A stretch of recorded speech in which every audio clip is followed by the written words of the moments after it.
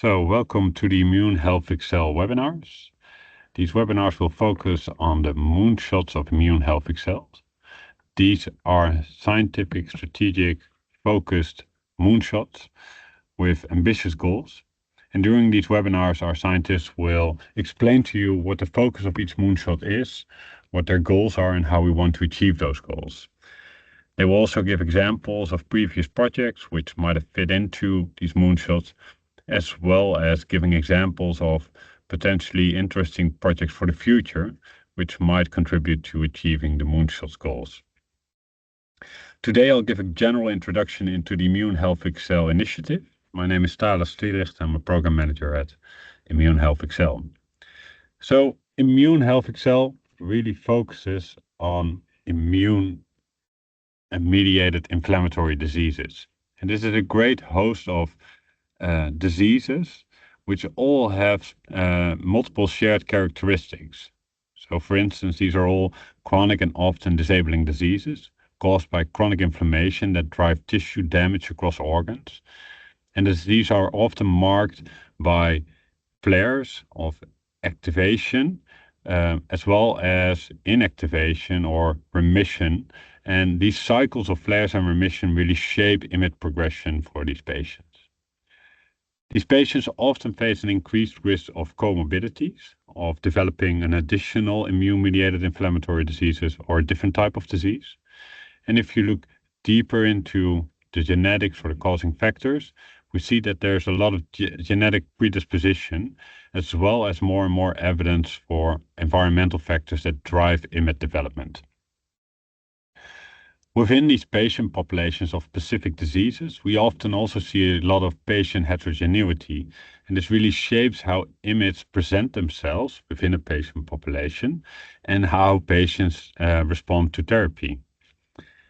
And talking about therapy, these IMiDs are often treated in a similar way, by, for instance, combinational therapies, but also with a similar type of drugs, almost always targeting the immune system.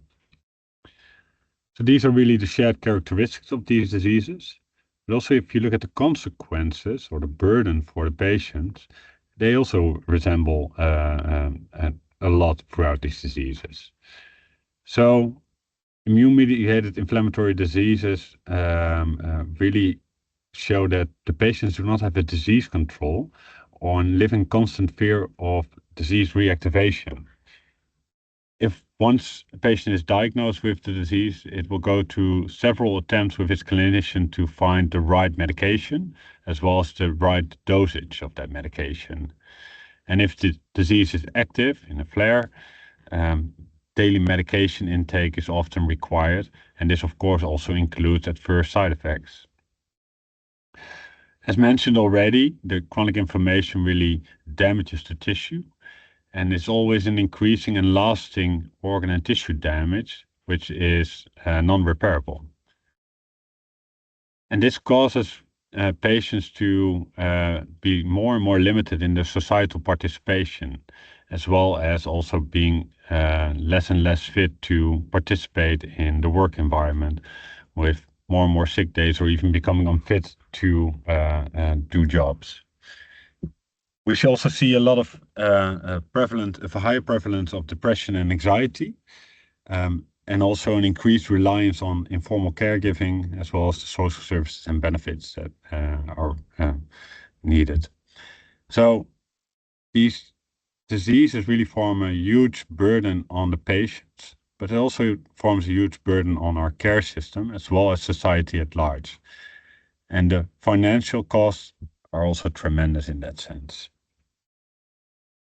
So what type of diseases are we really talking about then? So some of them are very well known, like rheumatoid arthritis, where you have inflammation in the joints, multiple sclerosis in the central nervous system, inflammatory bowel disease, you have inflammation in the digestive tract, etc., etc., type 1 diabetes, atherosclerosis.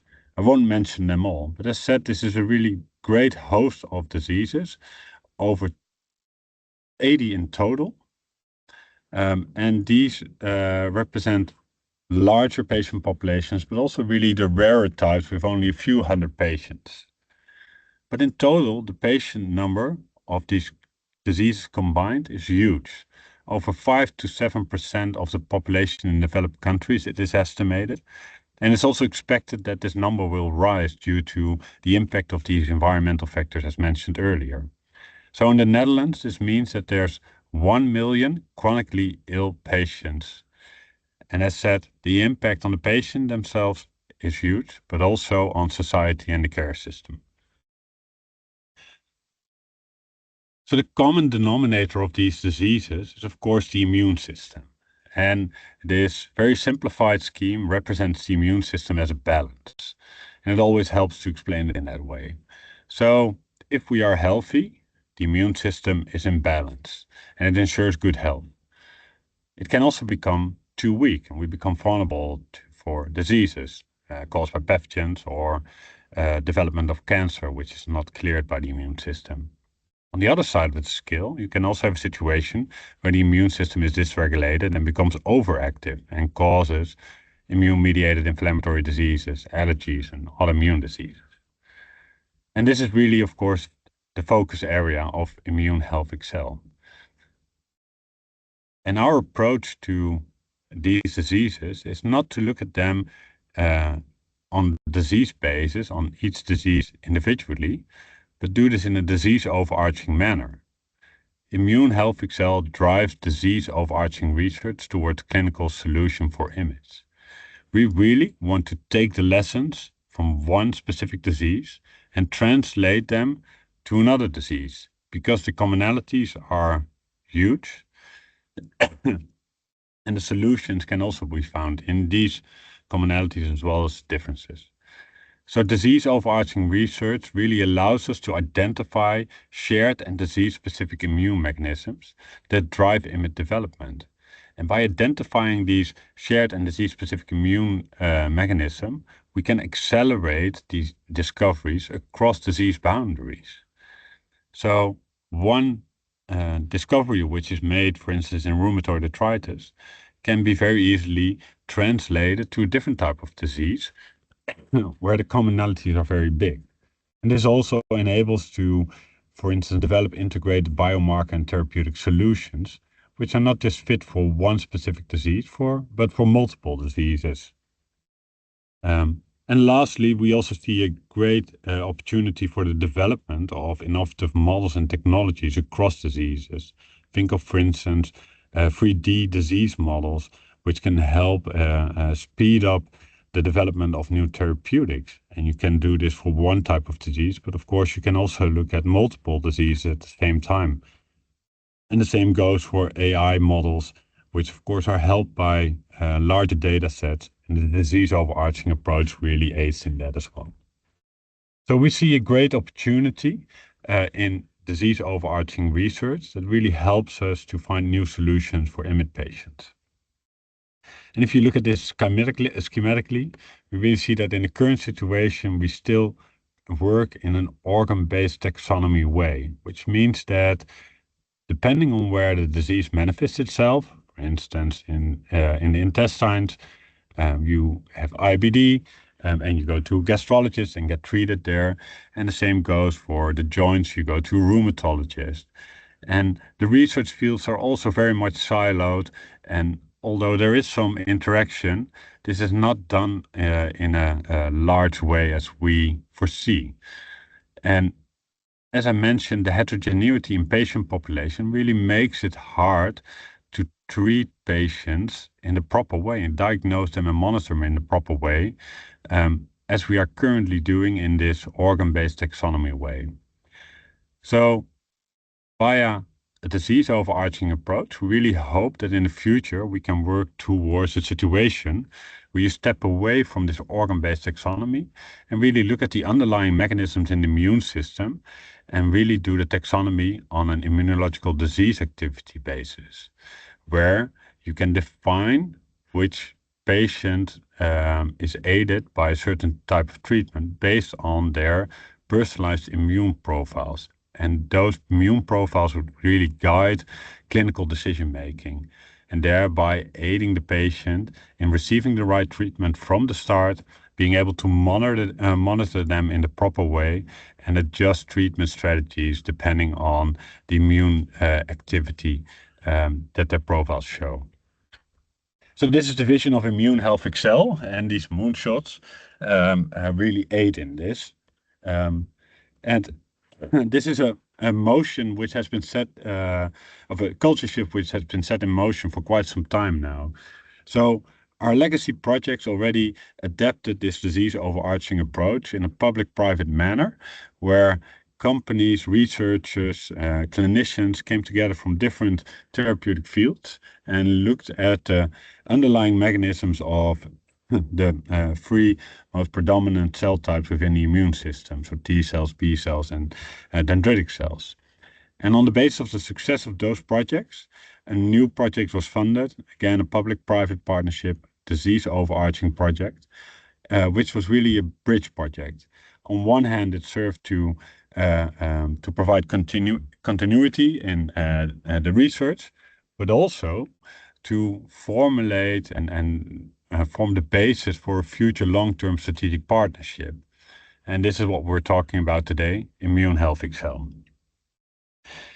So together with a great host of stakeholders from academic institutes, with varying experts from different therapeutic fields, as well as health foundations from different therapeutic fields and patients as well, we really formulated together a strategy for ImmuneHealthXL, really detailing where our priorities lie on one side on the scientific level, but also in regards to patient engagement and representation, as well as valorization. And the core of the ImmuneHealthXL program lies within these moonshots. So these are long-term strategic scientific moonshots, really focused on certain topics. And these were identified in roundtable discussions, where we discussed with multiple stakeholders what the biggest challenges in the field are. And these were drafted and redrafted in a reiterative process. And we ended up with 4 moonshots. And these look somewhat separated and isolated from each other, but these are really intertwined moonshots. And their development really depends also on the development of the other moonshots. So this really forms the core of the ImmuneHealthXL strategy, and they are very much dependent on each other for the progression. And these moonshots will be discussed in the webinars, which are also available online. Now, how can we achieve these moonshots? So ImmuneHealthXL itself doesn't have the financial means to finance projects, but it will do so by promoting moonshot-driven disease overarching research. And we do this by driving the formation of new disease overarching research initiatives, or facilitating collaboration and community building within the IMID ecosystem, ensuring that this sort of culture shift towards disease overarching research is instilled within a larger population of scientists and clinicians. And also by enabling the connection with a broad range of stakeholders who can contribute to the ImmuneHealthXL mission and vision. So think, for instance, of these health foundations, but also companies and patients, policymakers, etc. So we really want you to connect with us and to look for new opportunities. And you can think of sort of the standard frameworks for research funding. So the NWO, European Commission, ZonMW, but also, for instance, via health foundation specific calls, which can have a disease overarching angle. And we also really look internationally, because these diseases are prevalent throughout the Western world. For instance, programs like the Innovative Health Initiative form a great opportunity to connect across borders, but also to connect with larger companies to really achieve our goals. An example of such a funding opportunity is the Health Holland PPP program, where ImmuneHealthXL has submitted a multi-year PPP program, which really provides us with the opportunity to select and fund projects. And these projects always need to be in collaboration between multiple partners, at least one research organization and one for-profit organization. And it should be focused on translational R&D activities, so the higher TRL levels. It's a great opportunity for Dutch SMEs. These projects do require co-funding, and while non-Dutch organizations are not eligible for receiving subsidy, they are promoted to participate. So this is one example of a funding opportunity, but there are others around, and do reach out to us, of course, if you see a funding opportunity or the opportunity to collaborate with us in a disease overarching manner. You see the contact details. You can follow us online as well as on LinkedIn, or can connect to us directly, and we'll make sure that your question or your opportunity is addressed in the proper way. And I happily invite you to watch the moonshots, and on the basis of that, also feel free to reach out.